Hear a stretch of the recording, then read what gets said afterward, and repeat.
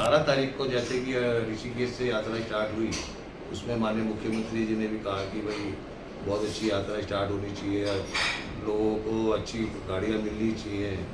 उसमें हमारा रोल ये रहता है कि भाई हम लोग बढ़िया से बढ़िया गाड़ियाँ प्रोवाइड करें और सभी गाड़ियाँ हमारे नियम के अनुसार रहती है और इंडिया परमिट रहती हैं और बाकायदा सबका फिटनेस रहती है और बिना कोई मतलब प्राइवेट संस्था हमारी गाड़ियों को बैठक भी बुलाई गई, जिसमें सिविक फाउंडेशन ने एक ब्लेम किया कि भाई हमने 10वीं कंपनी को हटा दिया गया है।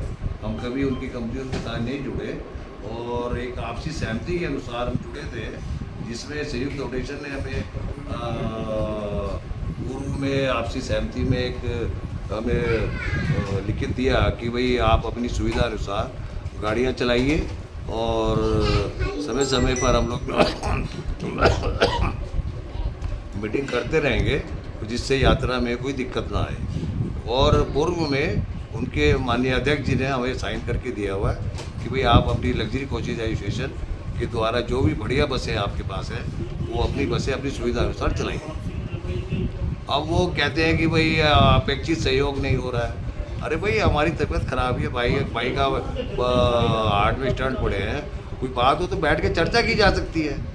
एक अखबार में एक स्पष्टीकरण दे दिया कि भाई उनको हटा दिया है, ये न्यायोचित नहीं है। तो आपको कोई सूचना नहीं दी थी? कोई सूचना नहीं है, कोई मीटिंग नहीं, कोई कुछ बिना उसके हमें हटा दिया गया। अब उसको लेकर क्या निर्णय है आपका? जो हमारा निर्णय ये है कि भाई हमें जैसे कि हम लोग हरिद्वार से पहले भी यहाँ गाड़ियाँ चलाते रहे हैं और सब ऑल इंडिया परमिट गाड़ियाँ हैं और नई से नई बढ़िया आरामदायक बसें हैं हमारे पास और सरकारी विभाग के द्वारा जो भी नियम होते हैं सबको उसको हम पालन करते हुए सारी गाड़ियाँ भेजते हैं और हमारे पैकेज टूर चलते हैं, सबकी एडवांस बुकिंग होती है। एक साल पहले हमारे यहाँ होटल की बुकिंग, गाड़ियों की बुकिंग होती है।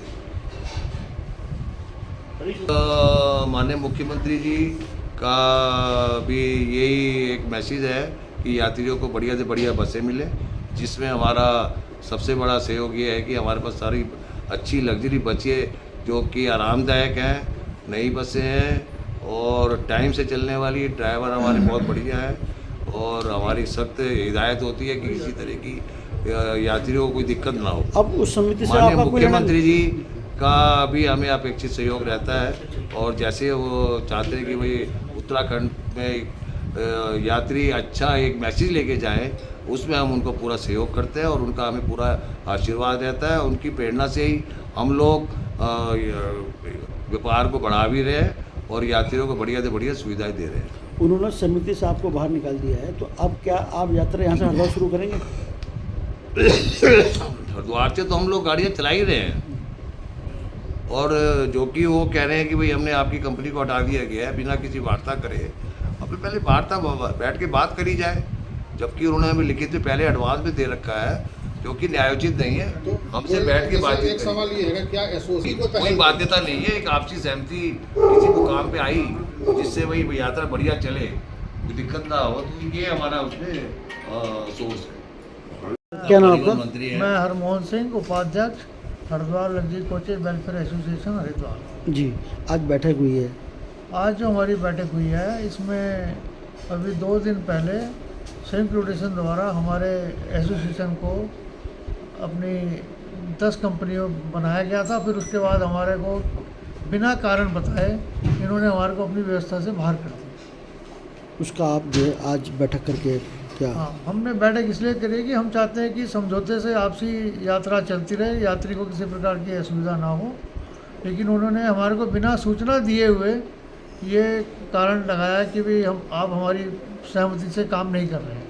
यात्रा पीक टाइम है और अचानक इन्होंने इस तरह का काम किया, तो उसमें क्या आपको जो है? हाँ, ये बहुत दुर्भाग्यपूर्ण है। तो यात्रा स्टार्ट भी नहीं हुई और उससे पहले ही इन्होंने ऐसे ऑब्जेक्शन लगाने शुरू कर दिए हैं। भी कोई कारण है तो हमें बताया जाए कि भाई आपकी ये गलती है।